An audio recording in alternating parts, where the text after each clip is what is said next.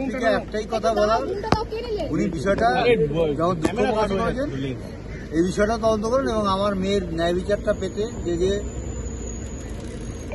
অপরাধগুলো Kolkata police করেছে সেটাও যেন উনি ঠিকঠাক মতন বিবেচনা করেন, সেটাই আমাদের মনের কাছে আমার ঠিক করতে হবে।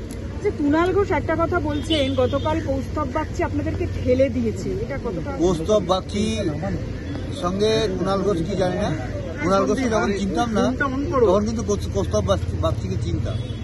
কৌস্তব বাগচি আমাদের ছেলের মতন এবং আমার মেয়ের সঙ্গে ওর পরিচয় ছিল এবং মেয়ের পেশেন্টও, এবং আমার যে যার সঙ্গে আমার মেয়ের বিয়ে হওয়ার কথা ছিল ওরা দুজনই খুব ক্লোজ ফ্রেন্ড।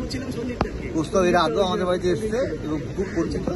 কৌস্তবের নামে এরকম একটা কথা বলাটা আমাদের পক্ষেও, শোনাটাও আমাদের পক্ষে একটু খারাপ লাগে।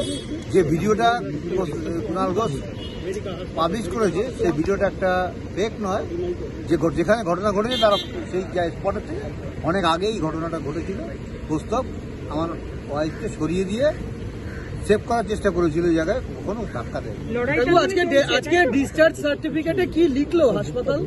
আর একবার নিউরো ওপিনিয়ন নিতে বলবে এবং পরবর্তীকালে আউটডোরে নিউরো কোনো ডাক্তার দেখিয়ে দেবে। আচ্ছা, ওরা কি অ্যাডমিশন দেখিয়েছিল? মানে কি, মানে অ্যাডমিশনের টাইম আছে? অ্যাডমিশন দেখায়নি, ওরা ডিসচার্জ দিয়েছে।